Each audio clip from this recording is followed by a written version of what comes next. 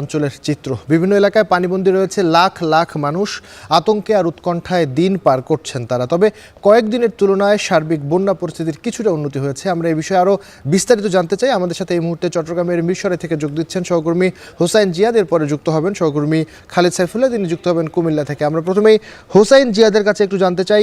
জিয়াদ, যেহেতু আমরা বলছিলাম যে নোয়াখালী এবং ফেনীর বন্যা পরিস্থিতির কিছুটা উন্নতি হয়েছে, চট্টগ্রামের কি অবস্থা এবং বিশেষ করে যারা আটকা পড়েছেন আশ্রয় কেন্দ্রে আছেন তাদের ত্রাণ সরবরাহের কোনো ঘাটতি আছে কিনা, ব্যাহত হচ্ছে কিনা বা সার্বিক পরিস্থিতি জানাবেন।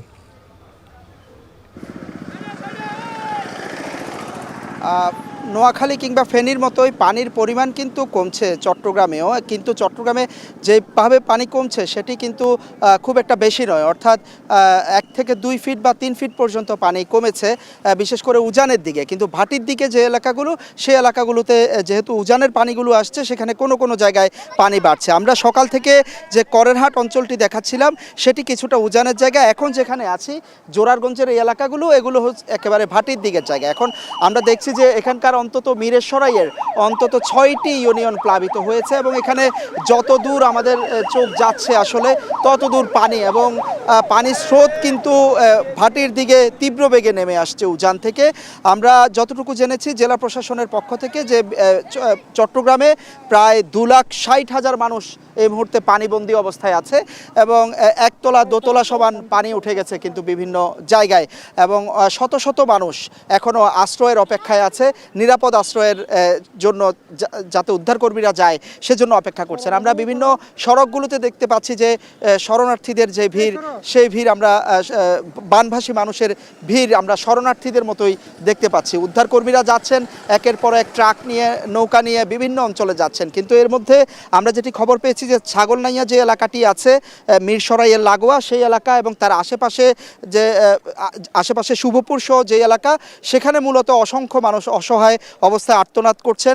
গত 3 দিন ধরে তারা আসলে বিভিন্ন বাড়ি ঘরে অবস্থান নিয়েছেন, পানির জন্য, ত্রাণের জন্য হাহাকার করছেন। কিন্তু যে উদ্ধারকর্মীরা আসছে নৌকা নিয়ে, তারা কিন্তু কিংবা অন্যান্য যে বাহিনীগুলো কাজ করছে, তারা ঠিক সে পরিমাণ জায়গা পর্যন্ত তারা কিন্তু যেতে পারছে না, কারণ সেখানে যাওয়ার মতো আসলে অবস্থায় নেই, ত্রাণ নিয়ে কিংবা উদ্ধার করার মতো অবস্থায় নেই। আর চট্টগ্রামে ফটিকছড়ি সহ বিভিন্ন জায়গায় এখনও পর্যন্ত আমরা জেলা প্রশাসনের যে হিসাব, আজকে পর্যন্ত 5 জনের কিন্তু মৃত্যু হয়েছে বন্যায়। সবচেয়ে বড় কথা, এই মুহূর্তে যে অঞ্চলগুলো ডুবে আছে, বিশেষ করে ছাগলনাইয়া সহ সেই মিরসরাইয়ের সেই অঞ্চলগুলোতে চেষ্টা করা হচ্ছে, আমরা দেখেছি হেলিকপ্টার দিয়ে চেষ্টা করা হচ্ছে মানুষকে উদ্ধারের জন্য, বিভিন্ন বাহিনীগুলো চেষ্টা করছে। তবে এখনও পর্যন্ত যেটি বানভাসী মানুষ যারা আসছেন তারা বলছে যে যত দ্রুত সম্ভব তাদের কাছে যাওয়া প্রয়োজন, উদ্ধার করা প্রয়োজন, এবং জরুরি ত্রাণ সহায়তার কিন্তু এই মুহূর্তে এই অঞ্চলগুলোতে বেশি প্রয়োজন। তো এই ছিল আমার কাছে চট্টগ্রাম থেকে সবশেষ। আমরা এখন কুমিল্লা এই ছিল আমার কাছে চট্টগ্রামের সবশেষ খবর। জিয়াদ, আপনাকে ধন্যবাদ। আমরা চট্টগ্রাম থেকে এবারে কুমিল্লায় যাচ্ছি, সেখানে রয়েছেন সহকর্মী খালিদ সাইফুল্লাহ। খালিদ, ফেনী এর কথা বলছিলাম কিছুক্ষণ আগে। হোসেন জিয়াদ যখন যুক্ত হয়েছিলেন তিনি চট্টগ্রামের অবস্থা জানাচ্ছিলেন যে উজানে কিছুটা পানি কমেছে, তবে নিম্নাঞ্চলে পানি এখনও রয়েছে। আপনি এর আগে যখন যুক্ত হয়েছিলেন তখন জানাচ্ছিলেন যে ফের কুমিল্লায় পানি বাড়তে শুরু করেছে। এখন এই মুহূর্তে ঠিক কী অবস্থা, পানি বাড়ছে কিনা এবং যদি বেড়ে থাকে তাহলে নতুন করে কোনো অঞ্চল প্লাবিত হয়েছে কিনা বলবেন। আবির, এর আগে আমি জানিয়েছিলাম যে কুমিল্লায় যেই জলাবদ্ধতা, যে বন্যা তৈরি হয়েছে গোমতীর ভাঙনের ফলে, তার কিন্তু প্রভাব পড়েছে যে এখনও কিন্তু সেই ভাঙন দিয়ে অনবরত তীব্র বেগে পানি ঢুকছে লোকালয়ে। এবং কিছুক্ষণ আগেও আমরা জেনেছি যে 132 সেন্টিমিটার উচ্চতায়, বিপদসীমার উচ্চতায় কিন্তু পানি প্রবাহিত হচ্ছে গোমতী নদীতে, অর্থাৎ বিপদসীমার অনেক উপরেই কিন্তু গোমতী নদীর পানি প্রবাহিত হচ্ছে।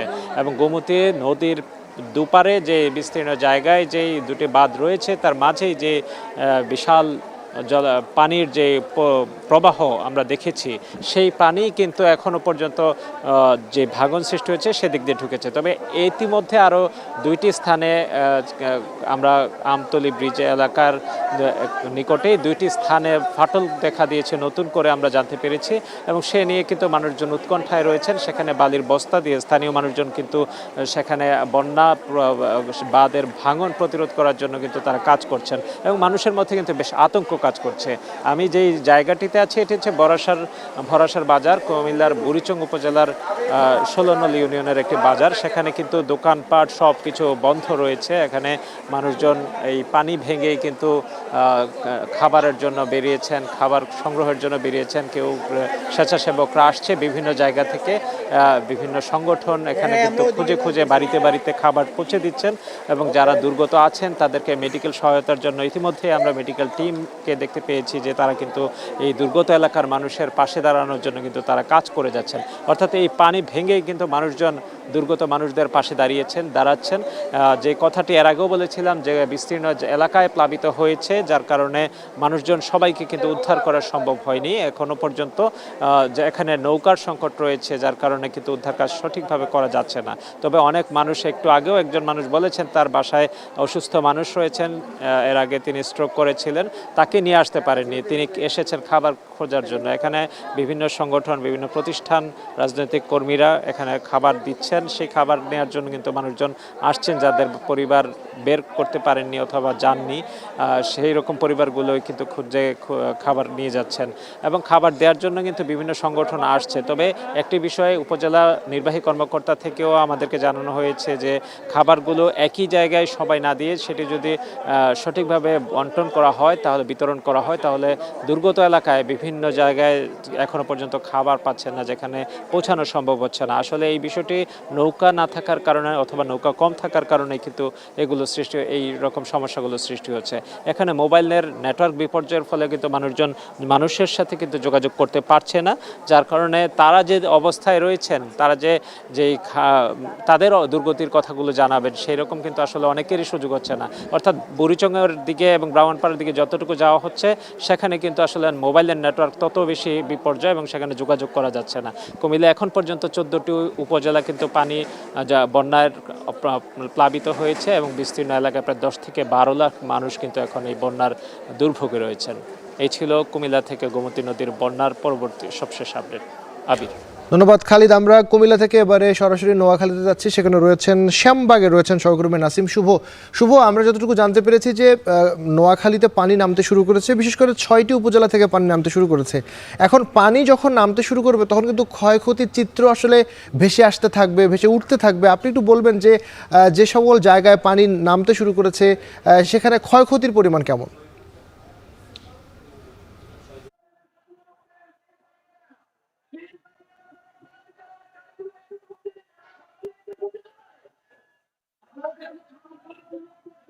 আবির, নোয়াখালীতে কিন্তু 9টি উপজেলার মধ্যে 6টি উপজেলায় গতকাল সকালের পর থেকে কিন্তু বন্যা পরিস্থিতির অনেকটা উন্নতি হয়েছে। অর্থাৎ এই 6টি উপজেলাতে কিন্তু গতকাল সকালে দুপুরের পর থেকেই পানি নামতে শুরু করেছে। এদিকে আজও আমরা নোয়াখালীর অন্য যে 3টি উপজেলা রয়েছে, সোনাইমুড়ি, সেনবাগ এবং বেগমগঞ্জ, এই 3টি উপজেলার অধিকাংশ ইউনিয়নে ঘুরে দেখেছি যে এই 3টি উপজেলায় কিন্তু পানি এখনো বাড়তে শুরু করেছে এবং স্থানীয়রা বলছেন এগুলো আসলে ফেনীর যে নদী মুহুরী এবং কহুয়া নদী, সেসব নদী থেকে ভেসে আসা যে ঢল, সেই ঢলের পানি কিন্তু এই 3টি উপজেলা এখনো ঢুকছে, যার কারণে এখানে বন্যা পরিস্থিতি এখনো অবনতি হচ্ছে বলা যায়। ও সব মিলিয়ে নোয়াখালীতে আসলে যে 20 লাখ মানুষ রয়েছেন পুরো জেলায়, তারা কিন্তু এখনো পানিবন্দী অবস্থায় দিনাতিপাত করছে। তো আপনি যেটি বলছিলেন যে আসলে ক্ষয়ক্ষতির পরিমাণ, নোয়াখালীতে যে 6টি উপজেলায় পানির পরিমাণ কমতে শুরু করেছে, সেই 6টি উপজেলায় কিন্তু ততই ক্ষয়ক্ষতির যে চিত্র সেগুলো ধীরে ধীরে ফুটে উঠছে। বিশেষ করে যে কাঁচা রাস্তাঘাট গুলো ছিল সেগুলো প্রায়গুলোই কিন্তু ইতিমধ্যেই বিনষ্ট হয়ে গেছে। এছাড়া পাকা যে সকল রাস্তাঘাট গুলো ছিল সেগুলো তো বড় ধরনের গর্তের সৃষ্টি হয়েছে। এছাড়া নোয়াখালীর সদর এবং নোয়াখালীর সোনাইমুড়ি অংশে বেশ কিছু ঘর বাড়ি কিন্তু ইতিমধ্যেই ভেঙে গেছে, ভেসে গেছে, অনেক মাছের ঘের। আর যে পোল্ট্রি খামারগুলো রয়েছে, খামারিরা অনেকটা নিঃস্ব হয়ে গেছে। নোয়াখালী জেলায় প্রায় 1 লাখের বেশি যে খামারিদের মুরগি, সেগুলা কিন্তু গতকাল পর্যন্ত আমরা জানতে পেরেছি মারা গেছে এবং যেগুলা নদী বন্যার পানির সাথে কিন্তু ভেসে যাওয়ার আমরা খবর শুনেছি। এছাড়া নোয়াখালীতে চলতি আমন মৌসুমে যে আমনের লক্ষ্যমাত্রা নির্ধারণ করা হয়েছিল 1,74,000 হেক্টর জমিতে, সে 1,74,000 হেক্টর জমির যে সকল জমিগুলোতে আসলে আমন ধান বপন করা হয়েছিল, পানি নামার সাথে সাথে দেখা যাচ্ছে অধিকাংশ জায়গায় যে আমন ধানের চারাগুলো সবগুলোই কিন্তু ইতোমধ্যেই বিনষ্ট হয়ে গেছে। তো আমি কথা বলেছি নোয়াখালীর জেলা প্রশাসক দেওয়ান মাহবুবুর রহমানের সাথে। তিনি জানিয়েছেন এখন পর্যন্ত নোয়াখালীর প্রায় 502টি আশ্রয় কেন্দ্রে প্রায় 70,000-এরও বেশি মানুষ আশ্রয় অবস্থায় আছেন এবং তাদের জন্য কিন্তু প্রয়োজনীয় যে সকল ত্রাণ সামগ্রী সেগুলো তাদেরকে আশ্রয় কেন্দ্রে নিশ্চিত করা হয়েছে। এদিকে আমি স্থানীয় অনেকের সাথে কথা বলেছি, স্থানীয়রা জানিয়েছেন শুধুমাত্র আশ্রয় কেন্দ্রগুলোতে ত্রাণ সামগ্রী পৌঁছালেও সেগুলো কিন্তু তৃণমূল পর্যায়ে এখনো অনেক জায়গায় পৌঁছেনি, সে নিয়ে কিন্তু তারা অনেকটা ক্ষোভও জানিয়েছেন। তো আবির, এ ছিল আসলে নোয়াখালীর বন্যা পরিস্থিতি নিয়ে এখন পর্যন্ত আমার কাছে সব শেষ। ধন্যবাদ শুভ। আমরা এবারে যেতে চাই হবিগঞ্জে, সেখানে রয়েছেন কাজল সরকার। কাজল, হবিগঞ্জে তো পানি নামতে শুরু করেছে, আপনি ক্ষয়ক্ষতির ব্যাপারগুলো আমরা একটু জানাবেন যে কি পরিমাণ ক্ষয়ক্ষতি হয়েছে, এবং আরেকটি বিষয় একটু জানাবেন যে পানি নামতে শুরু করলে সড়কের যে চলাচল সেটি শুরু হয়েছে কিনা।